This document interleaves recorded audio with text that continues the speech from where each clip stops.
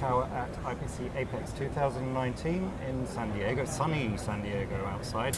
I'm joined today by Debbie Wade, from an IPC trainer from a company called ART, and Oren Manner from Mentor Graphics Siemens company. So we're here today to talk about standards. Standards is a word that is flying around the show hall already. It has been for a number of years.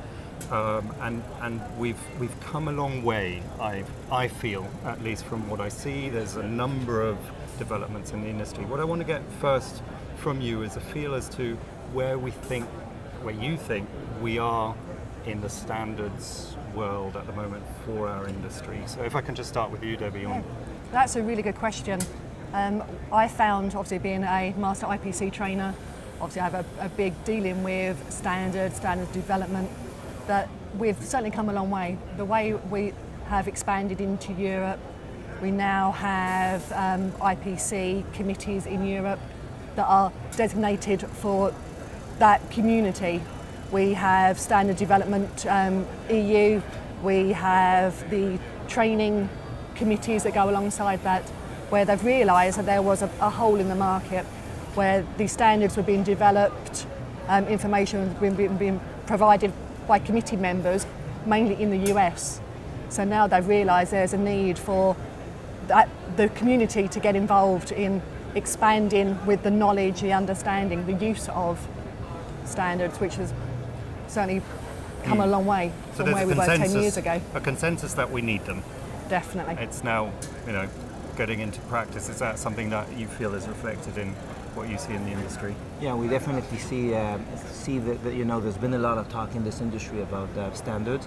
It is a big question to ask why the IC business has been so well consolidated around 6Gem and had a very nice interface for years, and why in PCB assembly this has been missing for so long. There was an attempt maybe 15, 20 years ago to do a COMEX interface, but the implementation at the end wasn't very good. I think the standard was too open with a lot of custom solutions and custom additions, that when you go and you saw a machine supporting CAMX, it was maybe 30% standard and 70% was non-standard. Some of it might have been that IPC was really very strong in the US, like you said, and did not really have a lot of grasp in China and Asia. Maybe this is also changing a little bit. But when it comes to communication with the machines here, whether it's programming the machine or getting events from the machine, these are two things which until today have been very proprietary in nature. I think the machine guys thought this was to their advantage, as a way to lock in customers to their equipment. But now with all of the talk about machine-to-machine communication and this whole talk about process control and real-time IoT-enabled communication, suddenly if all of these machines have their own proprietary communication protocol, it becomes almost impossible to do that. Definitely. And that's probably has driven some of the talk around we need to create some kind of standard, and whether it's Hermes or the CFX stuff, or what Mentor was promoting as OML, in order to try and and find a better solution for that. Yeah, that was definitely a problem where you were locked into a particular machine manufacturer. There wasn't an open program or standard they could communicate with each other. So the CFX has certainly opened up the industry. Well, and being a global industry, I guess that's another need, that we can't concentrate on standards in one country and then maybe standards in another. So there's a whole load of obviously issues that are supporting the need for and this is my question, is it a need for a single standard? Because you mentioned quite a few there that are still being worked on. So are we really needing a single, or is there room for multiple standards? What do you think? I would say there's probably room for multiple standards. Yeah. I would say if you see, for example, once the Hermes standard was launched for the machine-to-machine communication, immediately the Japanese vendors decided not to join Hermes and do their own Japanese flavor of it. So it's probably going to be almost impossible to get a single true format around globally because of the different politics and the different interests here, and the fact that there is a lot of competing factors here. But at least if we could consolidate on 1, 2, 3 different formats, it would make everybody's life easier. I think the big EMS have always been able to make the vendors support their own interfaces. So when you buy a lot of equipment and you manage it correctly, you can make the vendors play along. It's the mid-sized companies that have been hurting the most because nobody's going to do anything for them for free, and they've been buying still different types of equipment to fulfill different types of needs, and have ended up with a lot of different standards. But on the other hand, companies like Mentor have had a business because of this main issue of getting the data and having to communicate and try to solve this challenge. So there was a challenge, and companies around the industry have been dealing with this. It has some solutions, but with a cost. With these standards, the smaller companies will be able to benefit from a much, much easier deployment. Yeah, following on from that, you said about Japan. Thankfully now they've realised that we do need to have regional discussions and communities talking to each other, company to company, discussing. As I mentioned about Europe, there are now other regional committees working on standards. There's Nordic, there's China, there's India. So they all get together. They don't also have to travel to, say, the US to have discussions on standard development and bringing forward their data, their information. So there's, as I said, China, Nordic, Europe, Asia. So we're really bringing the world together and communicating as an industry. Data is a word you just mentioned, you also just mentioned, which is a key part in this. Machine-to-machine communication, multiple vendors, they all need to understand each other, but also ultimately they need to give the end user, the manufacturers, the information they need. Generating a lot of data, these standards, how do we deal with that? I think that's a huge challenge today.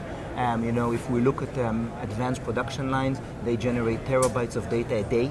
If you want to collect all of the measurement data, the symptoms, the defects, and really have to be able to make some process traceability and analysis, it's huge amounts of data. You cannot, load this and save this on traditional SQL type databases. You need a real database, and you need servers. The one thing we see today as a major impact is that once customers understand the magnitude of the size and the investment in servers, they suddenly back off because their ROI isn't clear enough. And when you go to management and say you need $250,000 for servers for some high-end big data analytics project, they say, okay, what are you going to check? They're like, I'm going to do root cause analysis, I'm going to check all of this stuff. Can you prove an ROI? Probably not. So now that, let's say, the standard is in there and companies understand there's going to be a way to get all of this data, they're starting to ask themselves, what do we do with all of this data? Is there an ROI? And now it's really up to companies like Mentor and Siemens to come up and show that there's a very, significant ROI, and also be able to come, I think, with solutions that help the customers and don't make them, reinvent the wheel here. So I think a lot of customers expect not only to get an analytics tool, but also that we come with the machine learning algorithms already in there that says, here are some of the things we've noticed in the industry, and we know that have an effect, let's say, humidity and environment on quality. Check them, maybe your factory is going to have the same. So that's probably going to be the kind of what's going to be able to sell these kind of systems. So is that the next step that we're looking at? Is there, you've mentioned obviously Mentor already have those tools, but as an industry, is that something that's in development? I believe so. But I think the issue, going back to the word data, is when it comes to standards and standard development, it's how much data do the companies want to give over to the general industry. Yeah. When they're talking within their own companies or between different sites, if they do have like tracking their defect and the defect analysis, they're happy to talk to between themselves about defect rates, but do they want to kind of share that information onto others? Potentially not. So sometimes when we're asking for data to support updating standards, when we're asking for information on development of a standard, they're not always that forthcoming in providing their data, which can generally cause issues. I would agree with you. I think it's a little bit like us, with, let's say, Google. We're willing to give up data if we get something in return. So as long as there's nothing in return, we're not going to see that. But what I do see with some machine vendors, if you can do good predictive maintenance, and if you can do some preventive maintenance, then some customers are willing to give you the data if you can show them that you can save them money by sending the service guy in advance, telling them that they're using the machine the wrong way, tell them that their utilization level is below industry standard. So if you can give these kind of feedback, some vendors might be willing to provide you with some data. Of course, there's a lot of issue around security, but also a lot of the contract manufacturers don't really own a lot of the data. It's their customers' data. Yep. So it is a sensitive topic, but I think we're going to start seeing more of this neutralized data being going around once somebody can provide some real tangible value. But the first step will probably be collecting it internally in a kind of an enterprise silo, comparing between lines, between sites, and having the ability to benchmark. And then the second wave will be going back to the machine vendors in order to deliver these kind of advanced applications. And I guess defining what can be shared and what you want to keep as your own proprietary data. But for that to happen, you need to analyze the data first and then open up, which probably has a whole new set of rules and regulations and discussions that need to take place. So just finally about the show itself, I know it's just the beginning of the show and you've just arrived here and you haven't really had a chance to look around, but from your initial thoughts about what is awaiting us here at APEX, what are your expectations? Well, Debbie, you've already had 2 days of meetings. I have had 2 days of very intense standard development meetings, so it's been busy, but looking forward to the rest of the show. It's great to see all the CFX lines where all the machines are talking to each other. It's great to know that the standard passed ballot and it's available, so yeah, it's going to be hopefully a great success. Mentor? Yeah, I hope that the show is a good show. There's a lot of discussion in the media around the trade war with China, slowdown with some of the consumer electronics. So the big question is that going to impact electronics globally, or are we going to continue seeing another strong year from a business perspective? So we'll have to see when we start meeting with the big contract manufacturers. Are they going to continue expanding? Are they going to move, or is this going to decline maybe in the next year or two because of some of these geopolitical factors? So okay. Well, thank you very much for the discussion today and for your time. Thank you You're very welcome. much. To you. Thank Thank you. you.